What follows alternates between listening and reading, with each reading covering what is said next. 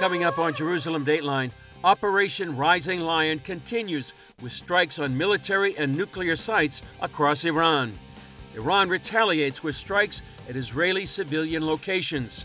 President Trump announces a decision coming about further U.S. involvement, plus analysis from IDF Reserve Major Elliot Chodoff and Jeff Ballabon from the ACLJ, and one man's harrowing account of a missile attack and how God saved him and his family. All this and more coming up on this edition of Jerusalem Dateline. Hello and welcome to this edition of Jerusalem Dateline. I'm Chris Mitchell. The countdown is underway. President Trump has announced a time frame of 2 weeks for making a decision about joining Israel in attacking Iran's nuclear program. Meanwhile, Israel is continuing its strikes on Iranian military and missile sites and working to protect its civilians from retaliatory attacks. Here's the latest on these and other stories.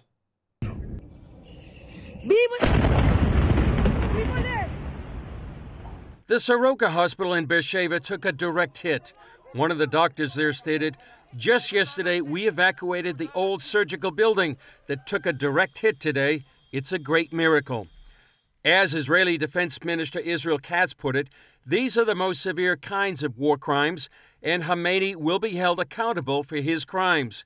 Katz described Israel's new goal, destabilize the Ayatollah regime. Meanwhile, in Washington, President Trump has approved the Iran attack plans, but is holding off on giving the orders, according to the Wall Street Journal.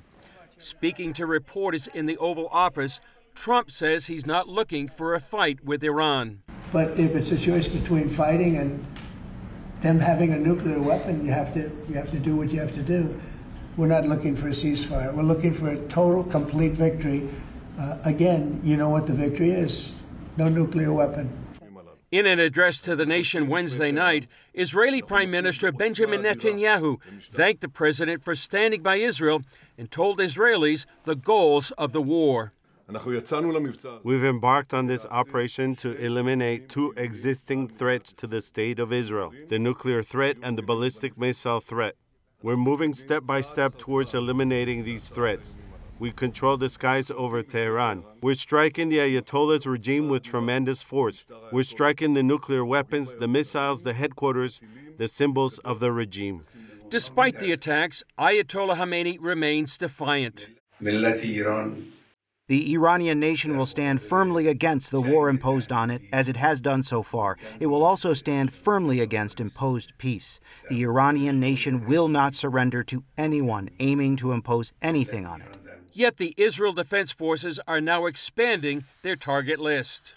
During the strikes, we struck more than 20 targets around Tehran. These targets belong to the regime's military industries and security apparatus. That includes the regime's centers of power.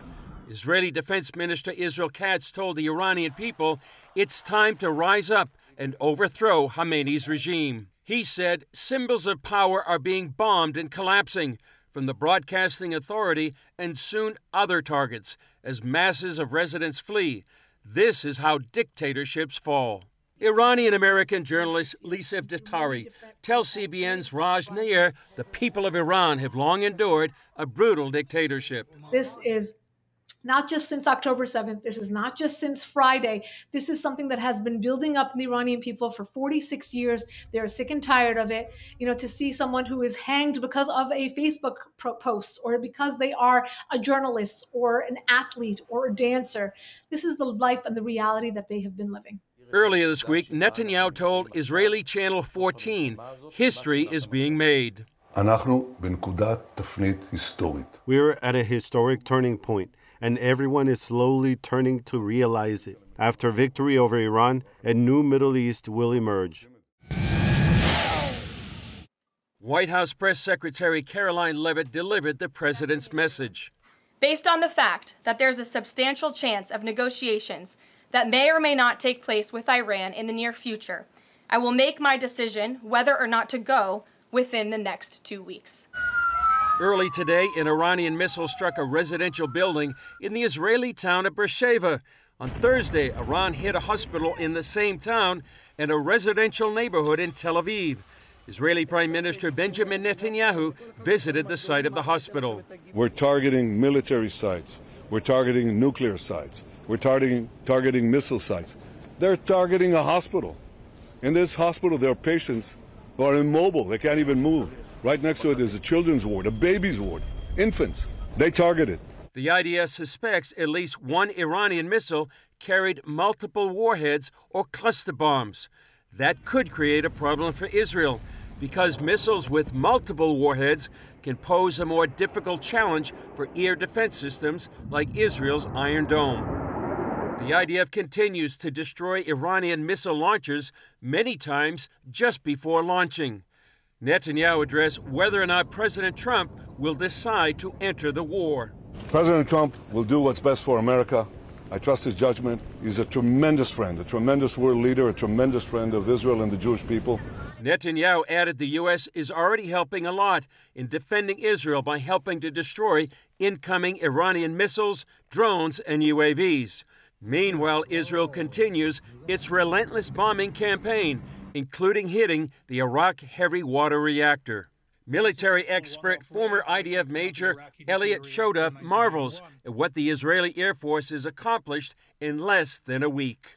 This is unprecedented, and it's not a word that I use lightly, because it was not only taking out their air defense capability, but much more the complete clearing of what is the only battlefield today, which is the air battlefield. And so this is a one-front air war that we've never really seen anything like this in the Arab-Israeli conflict, but nothing on this scale, where we, once again, have basically cleared the skies for the Israeli Air Force that's operating at will over Iran, allowing us to pick and choose our targets and damage and destroy them at will.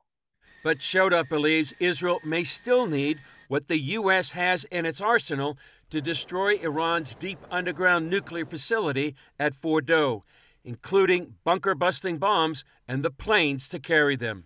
The one thing that Israel absolutely does not have is the strategic bomber capability that the B-2 and even the B-52, but certainly the B-2 provides. Somebody asked me recently, why doesn't Israel build its own bunker busters? And the answer is because we don't have any aircraft that can carry it. In the U.S., crowds celebrated in New Jersey as former Israeli-American hostage Idan Alexander came home, a little over a month after he was released from captivity in Gaza. But for now, here in Israel, the goal of wiping out Iran's nuclear program remains the top concern. The White House says Iran could produce a nuclear weapon in a couple of weeks if Ayatollah Khamenei gave the go-ahead. Now Israel and the world await President Trump's decision on potential U.S. involvement. Decades of military experience inform Reserve Major Elliot Chodoff's analysis.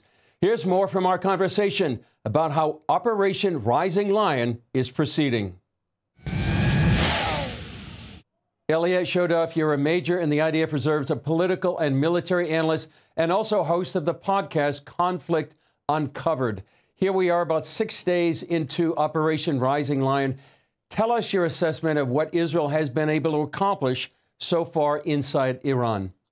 Well, beyond all military expectations, first and foremost, and I think the most important opening step was taking out a major swath of the Iranian military leadership, which was done primarily in the first strikes, but in a few following, and at the same time eliminating and continuing to grind down, because it's not completely gone, the air defense systems of Iran that were already very heavily damaged in the two counterstrikes that we had after the two Iranian missile attacks over the past year.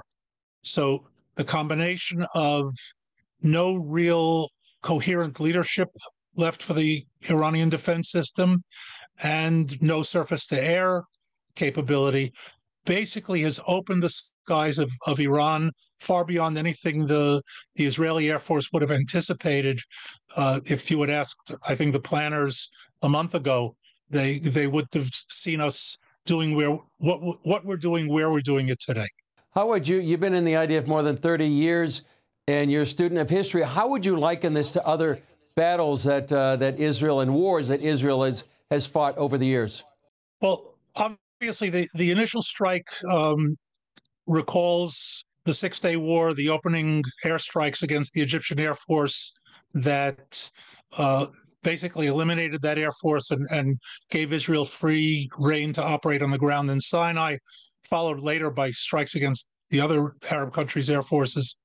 But this is unprecedented, and it's not a word that I use lightly, because it was not only taking out their air defense capability, they didn't have much of an air force to begin with, but much more the complete clearing of what is the only battlefield today, which is the air battlefield.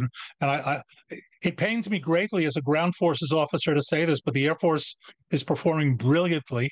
How important is it for Israel to destroy the nuclear facility at Fordo? Very important. Even if this leads to regime change, and I'm hopeful that it does, it seems to be moving in that direction, but there are too many variables to predict at this point. But any sort of nuclear weapon capability left behind remains a danger. So the full elimination of anything that the Iranian, the Khomeiniist regime, which is what this is, has developed over the past decades, really needs to be eliminated, eradicated. So here we are in about a week into Operation Rising Lion. What do you see ahead? Well, first of all, there are two big questions that I can't answer. I can kind of guess at one, and I won't even try to guess at the other. American involvement, if America does step in and get involved, at least with the heavy bombers, that will simplify and shorten the air operation, and certainly be very much to Israel's benefit. And the other question is, will the Iranian opposition rise up and try to overthrow the regime and do so successfully? Right now, there's a lot of noise about it, but there's been no action, so that's unpredictable. If they do it, and I hope they do, and they do it sometime in the reasonable future of the next week or so, then this operation is over. We congratulate them and hope for the best going forward. Well, Elliot Chodoff, thanks so much for joining us, your military analysis. Very much. Thank you so much. A large part of Jewish culture involves awareness of the times and seasons and the biblical calendar. Jeff Ballabon from the American Center for Law and Justice joined us yesterday to talk about the special date it was on the Jewish calendar and how some say it holds meaning in terms of Israel's war with Iran. Take a look. A lot of people are talking about the 23rd of Sivan in the Bible, in the book of Esther. What is it and why so significant? Well, Chris, today on the Hebrew calendar is the 23rd day of Sivan, and a lot's been going around because, as we know, the story of Esther takes place in ancient Persia, modern-day Iran, correct, where an evil decree to wipe out the Jews is taken by our enemies. And today's a significant day because a couple of months before this in the Jewish calendar, according to the book of Esther, Haman is vanquished, Haman is killed, but the decree still exists. And the King Achashverosh, we call him, Ahasuerus, I've heard it's pronounced also, but Achashverosh, tells Mordechai and Esther, a decree of the king cannot be reversed, but I'm going to give you my signet, and you can make up whatever you want. A couple of months go by, and it's today in the calendar. And today's the day, according to the Megillah, the story of Esther, they call in the messengers and the scribes. The scribes write a new decree that the Jews can rise up against their enemies and vanquish their enemies, and then the messengers are sent out to the 127 provinces. Now, one question is, why do they wait so long? And one answer is, potentially, well, this is a pivotal change because, it's a huge kingdom, empire, 127 nations. So let's say you went from Susa in Persia to far India or to Nubia, and then you got another message a month later saying, no, it's been reversed. It's not true, because the king told us the kings can't be reversed. But they gave a different one, but they used the same messengers. They waited until those messengers, according to some commentaries, came back to Susa to say, we did our job, and now Mordechai and Esther said, good, now we want you, the same messengers, to go to the same places so that they know this message is true. So it's a very special day, obviously, and as is our wont here in Israel, as you know, we look to the Bible for clues about today. For sure. So here we are, about 2,500 years later, and now we're at a pivotal moment in the battle against modern Iran, but ancient Persia. Is there a parallel here? Well, I believe that it's very hard to, it's hard to look at the Bible and know this kind of a prophecy directly for what we mean to do today. But if we look at the story of Esther, the message is, to me is clear, which is to say, this is a day when something great happened, a pivotal moment of change. It still was not the end of the resolution, it was a moment of change, where a new decree became evident and was sent out to the world. I think the message is the same that it always is from the book of Esther, which is each one of us should know that we're here in this world with a purpose. And it's always a time such as this for every individual. And so I would say it's good to revisit the story, to recognize that what each of us can do in our own way. By the way, I will say this, I don't know if this is a Christian thought, but it's a very Jewish thought. You know, famously, the book of Esther, God's name never appears. So he's behind the scenes. However, if you look, it uses two different words for the king. The king, sometimes the king and then his name, Achashveros, okay? There's a Jewish tradition that if you read the book of Esther, and every time it says King Achashverosh, it means the human king. But every time it just says the king, you insert the concept that it's talking about God, and the whole story makes perfect sense. It makes even better sense. So I would say revisit the book and recognize that God's behind everything. Thank God the people of Israel seem to be recognizing that God's behind their army and the war and the amazing, so far, God willing, continued success of the IDF. Yeah, here we are about a week into Operation Rising Lion. Talk about that exactly. How are the people of Israel feeling about this in light of God's hand? Well, what's so extraordinary to me, and which is why people wonder, I'm here, I could be in America, I go back and forth. It's like there's something extraordinary today to see at moments of such immense magnitude of significance and importance. When, yes, it is difficult, it's exhausting to be here, the sirens keep on going off, and people have to run to the shelters, and terrible things are happening. But it seems to be acknowledgement across the board, quote, secular, unquote, to religious, right, non-observant to observant, that God's behind everything. And it's such an overwhelming sense here. We've talked about this before, how the soldiers in the army, they'll put on special religious garments that hit the fringes to go to the war, even if they think they're not generally religious, they're doing that. Or they'll keep the Sabbath. So there's a notion that God's behind anything. And Chris, when we read the story of Esther on Purim, we always end with a blessing right afterwards, and the blessing is exactly this, that we read this and we thank God for always being the one who saves us, who wages our wars, fights our battles. And yes, it may look on the surface that this army is doing it, but this army recognizes overwhelming that God's behind it all. Yeah, what a great spiritual perspective on what's happening here right now. Jeff Ballabon, thanks for bringing your perspective. Our next two stories from CBN Middle East correspondent Julie Stahl give a snapshot of the challenges some Israelis are facing. In this first story, one survivor shared about a missile attack his family endured and how he sees God's hand in it all. During a missile barrage early Saturday morning, Ariel Levin Waldman and his family headed to the bomb shelter, not knowing what to expect. At about 5 in the morning, I got an alert on my phone. The alert said, get to a shelter. There's an extreme danger of missile fire. And I run downstairs, grab my wife and kids. My mother-in-law was on the way down, and we had gotten our way into the bomb shelter in the basement of the house. The door was still open because we were waiting for her father to come down as well. And that's when the missile hit the house. There was this flash of light, loud boom, and everything went black. Suddenly, the air filled with dust and concrete, making it difficult to breathe. We were all screaming. My wife was screaming. My kids were screaming. My mother-in-law was screaming. And I'll be honest, I was screaming too, because not exactly in the best headspace, and we were all panicking. But I guess I recovered first from the screaming because I realized that if I'm hearing screaming, I'm still alive. Ariel had his phone in the shelter and called the police. But with his family choking and likely injured, he realized they couldn't wait for rescuers. A damaged bookcase had trapped his mother-in-law. It was pinned to the wall and covered in blood. So I threw my kid, my little one, the 7-week-old baby, over my shoulder and lifted the cabinet off of her with one hand and tried to make a way for my wife and my kid to get out of the shelter. As they exited the shelter, a voice called out to them. Apparently a firefighter. At the time, I had no idea who it was because there was so much dust and I wasn't exactly seeing things clearly. but he leads us up through the stairways of the basement. As he climbed out with glass in his bare feet, Ariel handed his baby to a rescuer so he could get out. There, his family's 2 cars lay buried under the rubble. A bit of a chaotic time, because in the moment that I turned back to help my wife with the other kid, the paramedic had taken my baby to paramedic station into the streets and had no idea where she was. And people see me covered in blood and dust walking down the street in a daze screaming, "Where's my baby? Where's my baby?" And I think they thought the worst. Ariel, who works at Sheba Medical Center, said the hospital helped them out right away with more than medical attention. All of our worldly possessions, credit cards, our clothes were all smithereens.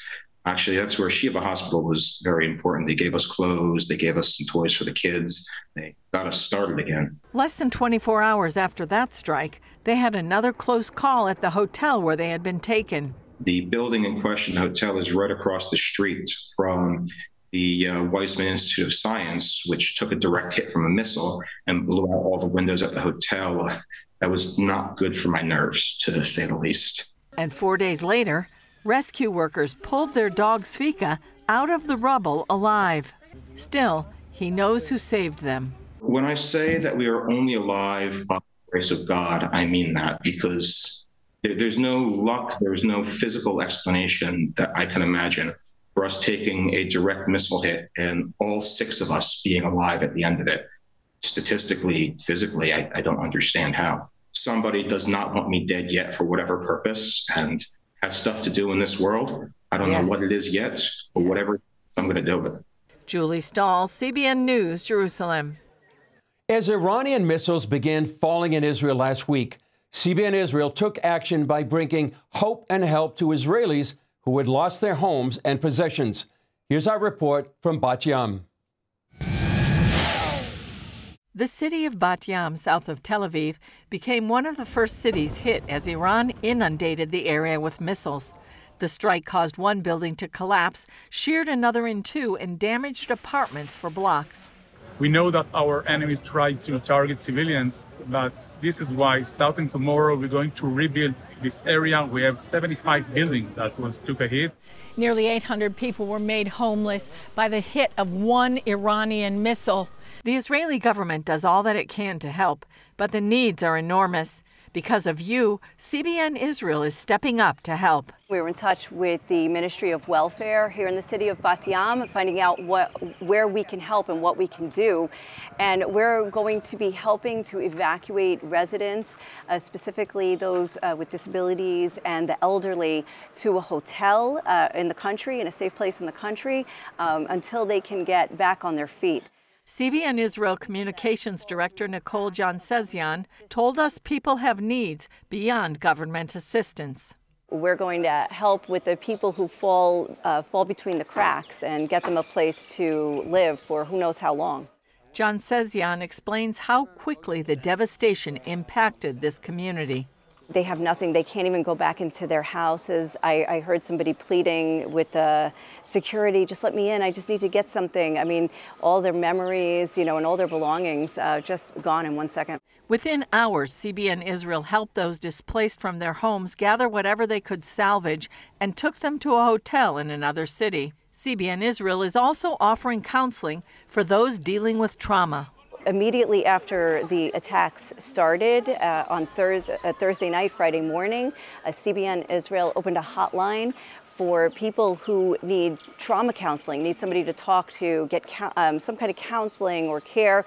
Work towards a resilient center will go on despite the ongoing threat of missiles. But we will be running it virtually, as we already have it off the ground, just to reach out to people who need that kind of support immediately. She says CBN Israel wants to meet needs as quickly as possible, as well as helping victims recover from trauma over the long term. Julie Stahl, CBN News, Bat Yam, Israel.